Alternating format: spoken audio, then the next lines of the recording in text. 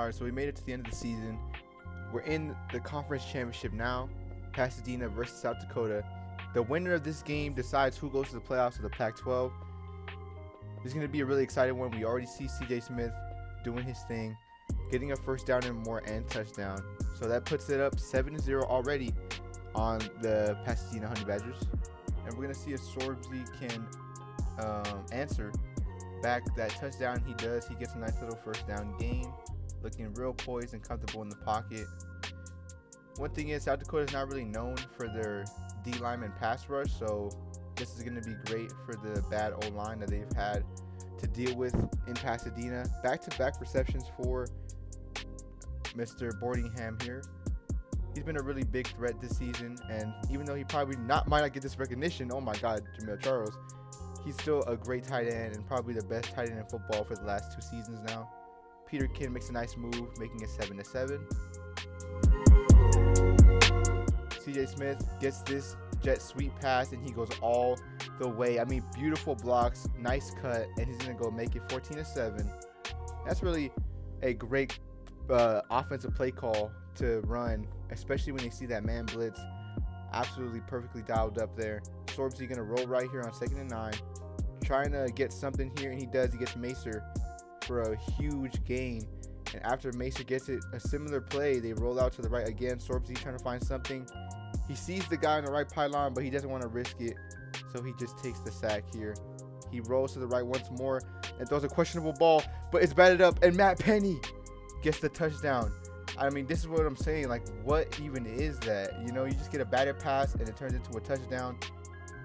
Honestly, it was a questionable ball by Sorbsy, but you know what? If you're going to get rewarded for it, then I guess you got to keep throwing it. And South Dakota is going to throw to the flat here. And no one can catch Mr. Harrell. He just takes it up.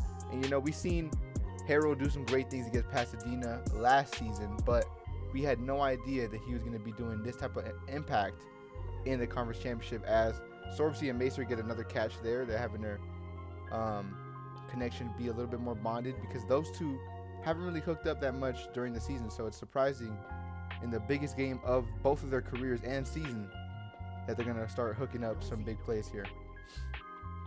Now, 40 seconds on the clock, trying to get one more play before the end of, or one more touchdown before the end of the half, but that's not going to happen because he's going to throw a pick 6, making it 28-14, putting Pasadena in a huge hole. So despite the luck and despite the 2 touchdowns they already have, they're going to be down 2 scores, which is very, very troublesome for Pasadena's offense. So Austin Clay sees how dire the situation is, and he turns on his jets, and he goes all the way, making the score 21-28. I mean, Austin Clay, he's just a clutch playmaker, and he has a real nose for the football as soon as things get serious. But someone who hasn't been serious is Sorbsy. He's over here throwing both interceptions, you know, uncharacteristically. Like, he has not really been a turnover-prone guy. So to see that in the biggest game is very troublesome. But so is Flowers. He gets hit out of the sack. And what looked like a promising start for South Dakota's defense ended up being a pick anyway. So the whole turnover is negated. And our backup tight end gets a nice play, probably the best play of his career so far.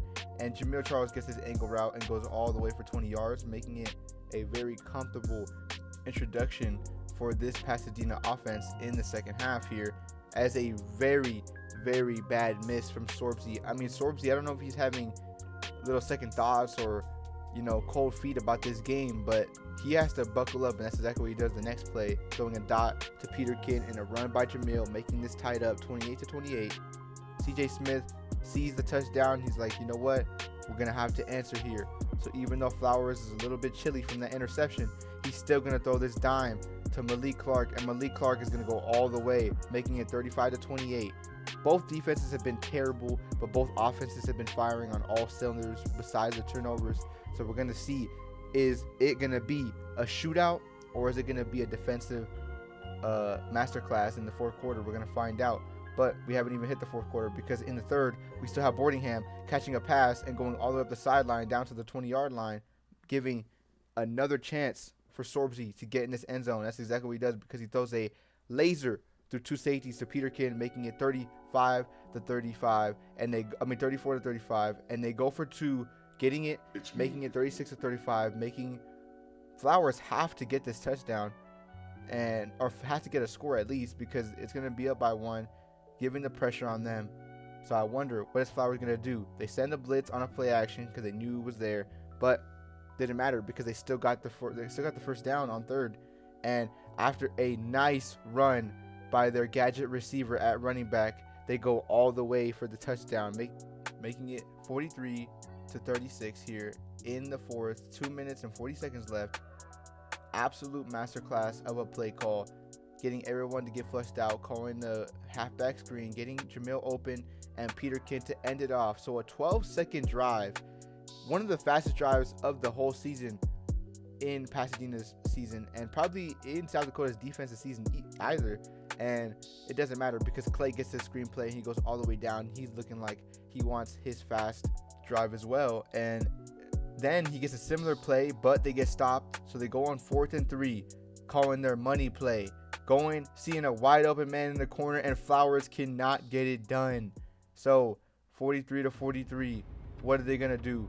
Jamil getting the handoff, getting the first, then Peterkin getting the handoff on the jet sweep. And similar to CJ Smith, except instead of going to the house, they go out of bounds near the 30-yard line. Then a screenplay. They're going to do all of this to get within the red zone. Jamil breaking tackles, knowing how important this play is going to be. And with time expiring to end the game off, Jamil seals the deal. Now they do have 1 second on the clock left to do one more play, but it ends up nothing. Huge game for Pasadena, and what a upsetting loss for South Dakota. They thought they could go in here and take down what meant to be a underdog team, but Sorbsy, besides his turnovers, had been great the whole game. Jamil, Peterkin, Boardingham, and the defense, everybody in that fourth quarter decided to lock in there. And as you can see, they're all going to relish this moment as their chance, their first ticket to go into the playoffs. But just before we can announce the playoffs, Abu Sama is the Heisman winner, and the golden arm goes to Sorbsy. And Peterkin hopefully does get the Bolitnikov. What a huge, huge season. I mean, 2,330 touchdowns you think would get it, but I mean, Abu Sama had similar yards to that, and he had 900 on the ground. As you can see here, 900 on the ground here, 23 in the air. Absolute freakish season for Abu Sama, so he deserves it, well deserved. But now we have rank 6 Georgia. What do we even do against rank 6 Georgia? Well, we're going to tell you what we're going to do, because we're going to go and try to get this win. Peterkin gets a underneath throw, and Jamil gets a run, but it's not looking good. So Boardingham has to make sure that everyone keeps their head on straight, because they get that first down and more, making sure that they know Georgia isn't unkillable. And Matt Penny does the same, getting the first down again. They call the play action similar to South Dakota's playbook. They see a wide open man, Macer. He gets in the hands, similar to that last play that we had, but can't get it. Great pass on the sideline, and a great move by Peterkin, diving for the touchdown, making it 7-0. We're going to see what can Georgia do to answer. Georgia hits a similar drag play. They break a tackle, and they go 15 extra. I mean, this is what we're going to expect with some SEC level comp. This is probably the hardest team we face besides Nebraska, so we're going to see, can we beat them?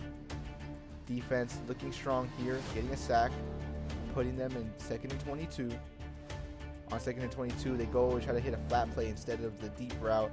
Don't get it. On 3rd and 22, they go to the sideline, getting it 4th and 2, and they be safe, and they get that field goal. Lucky for us, they don't decide to go for it, making it 7-3, and a huge clutch stop on defense, making Peterkin get his drag on the offense, and he's going to go all the way down to the 15-yard line, getting well within the red zone here. And Jamil takes this in from 14-3. So a fast drive against Georgia, maybe a little too fast, but doesn't matter, because on 4th down, we make them punt again. So after they make them punt, we get a nice methodical drive here after we realized that was way too fast of a drive before. And we're just going to take this nice and slow, except for Peterkin, because he wants to explode on every single play. And this is what I mean. Even though he didn't win Heisman, he's our Heisman because he has been open against every big-name school, and Georgia looks like it's no different because Peterkin continues to give us opportunities to throw things in the red zone to Boardingham, making it 21-3. After a scary tackles being broken by this running back, we get him down, and the quarterback throws a laser, hitting the left side, and giving him an easy chance to score, and that's exactly what they do. Even though it's a hospital pass and he gets drilled for it, it's still 21-10. And our defense is playing really physical here. We're trying to make them realize that we're not going to be some pushovers, but it doesn't matter because you see that play, absolute pancake on our linebacker there, and they end up scoring, making it a scary 21-18. But Jamil trying to do something of his own here, and that's exactly what he does. He's going to be a rising star, and I bet next season he will have a chance at maybe the Heisman, or at least a chance to be a great name player in NCAA football here. And you know what? On fourth down, Sorbsy a little bit nervous, but Peterkin isn't because he gets this pass, practically ending the game, giving us the first down, and we're just going to kneel this out. We don't want no chances, and we end up beating Georgia. Absolutely insane win for us. I don't understand how we did it, but now things don't get any easier because we go against the people that took away our undefeated season from the start, Nebraska. Ever since this game happened in week 2, the entire Pasadena defense and offense have circled this as a possible opponent, studying every minute they can of this film, and so has coach, as you see there. And you know what? They're going to come out more poised and more confident than they did in week 2 and in last week's matchup against Georgia, because Georgia, we had never seen a team that physical before in college football, but we have seen what Nebraska is all about. We have the game plan, so we're going to see, can we execute it? And Sorbsy has the right idea, hitting Peterkin, who has the hot hand from last game, and trying to get his motor started. And that's exactly what Dylan Raiola is going to do with his entire team as well, because they're going to get them started 7-7. Nebraska then hands this ball off after a interception thrown by Sorbsy, and making it 14-7. Sorbsy understanding the pressure that he's under, trying to get this first down, make a methodical drive, and on another third down, Boardingham, the trusted receiver, gets this down to 4th and inches. I don't know how he didn't get the hand over the line, but it doesn't matter because he fixes his mistake, getting that first down, and Sorbsy's going to roll right, trying to find anyone, doesn't find anybody, and he throws a questionable ball, getting them down to the 1-yard line, and the defense, hungrier than ever, gets the safety, giving us a chance at life once more. And looks like it didn't matter because Sorbsy is just, he might be betting on the other side because I don't know what he's doing. He hasn't done this all season, but he's just throwing interception after interception. But defense, turnover after turnover, huge strip fumble from the quarterback, getting us a chance. And now Sorbsy's real scared, so they call a run play, getting him some confidence here. And on 2nd and goal, they find not Peterkin, they find Boardingham to make this 16-14. Dylan Raiola is poised as ever though, because he knows that we're the ones who are really the underdogs. So he's not going to be worried at all. And maybe he should be, but looks like right here he isn't. Takes a huge hit, but they still get the first down. Really had to get those edges settled. And like I said, our D-line's great, but our pass rush is not. And they do get a nice needle thread, making it 21-16. Huge throw to Matt Penny on the sideline. Have to call the timeout because he didn't get out of bounds. Sorbsy finding a wide open Austin Clay, who has been quiet some of this season and nearly not as great as his last season, but he's always a reliable person, and you can never count Austin Clay out for making a big play on 4th down. A questionable decision from his tight end to reach for extra yards when he didn't need to, but they get lucky and they pick up the fumble. Now it is 2nd and 6. Dylan Raiola hits 41, And 41's been a massive threat. Every time he's touched the ball, he has broken tackles and gotten touchdowns. And so is 22 because he's just breaking 2 or 3 tackles every time he touches the ball as well. And it feels like no matter who you guard, there's always a receiver open. And that's exactly what Dylan Raiola's game plan was. Just air it out and they won't be able to guard every single receiver that we have. And so far, it's been working. Now it's 28-23. Sorbsy trying to get something started for Pasadena. And that's exactly what Peterkin has in mind. Stopping the go route that he had. Giving them a nice chance. Boardingham, going down and letting Jamil get his touchdown. Getting him a little bit warmer now. Because we know in this fourth quarter, we're going to need Jamil. And that's why we haven't really ran the ball. 28, though. Getting great blocks. He's going to go all the way to the goal line, making this score 35-31. On fourth down, Sorbsy finds Jamil. Great reception. I mean, this is going to be probably game-changing plays for the rest of the game here. And Sorbsy finds Jamil once more. And they have a connection in this fourth quarter, and I'm hoping it keeps to go. And here we go, a little bit Genty-like in the backfield. He gets the handoff, and he's going to go all the way to the first down, putting them in red zone. And Jamil, once more, gets this catch. He's going to put them down here. Then maybe they're going to try to chew some clock. Maybe that's exactly what they are going to do. Peterkin, right side, can't let up another chance to get this touchdown, giving the defense only 30 seconds to have to hold them for. And a huge gain on first down. Dylan Raiola hits the sideline pass, 2nd and 7 with 4 seconds left.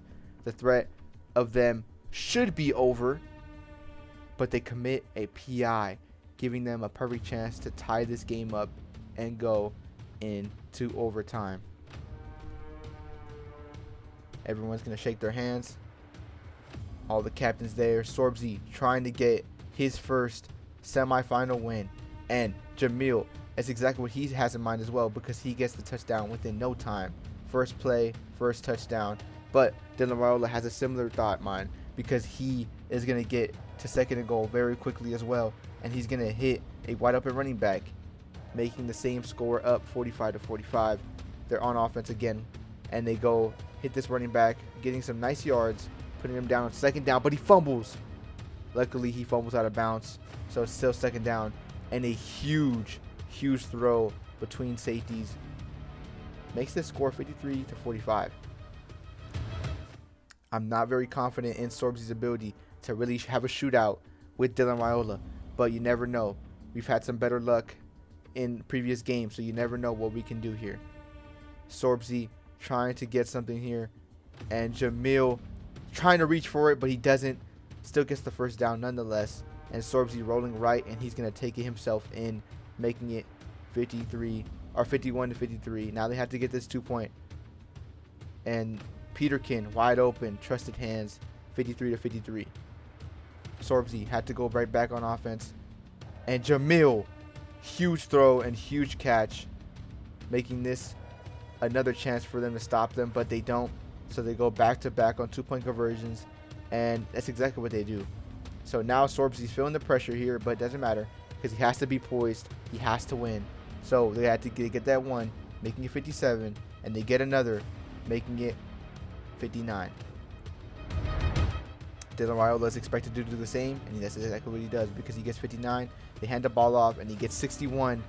So can Sorbsy do it once more? And he cannot. A huge loss for Pasadena. And even though it was a great chance for them to see how far they can go in this program, it still stings that they couldn't get it done. They all shake hands, and we know we're going to have to make some adjustments if we want to get to a real natty appearance. Okay, so now we're going to go straight into our offseason here. I'm just going to take a quick look at all of these players leaving from Florida State, South Dakota, San Jose Tech, and Pasadena.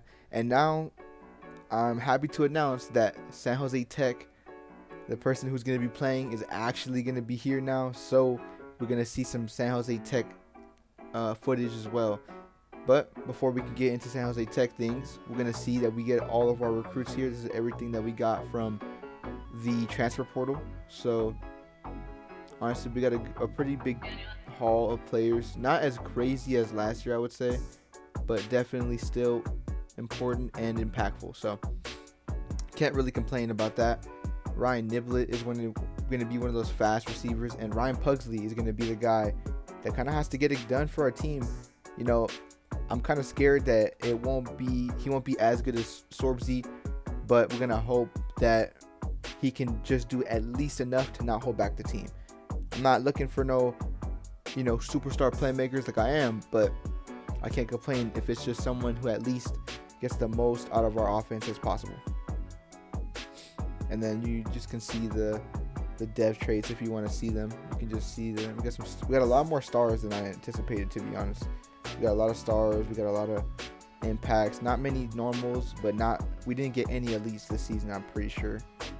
So kind of scary we didn't get any elites, but I mean, we got a couple of elites last season, so we can't really be complaining about it. And we did get the 16th ranked class out of the nation, so you already know that our recruiting is going to go into the right direction.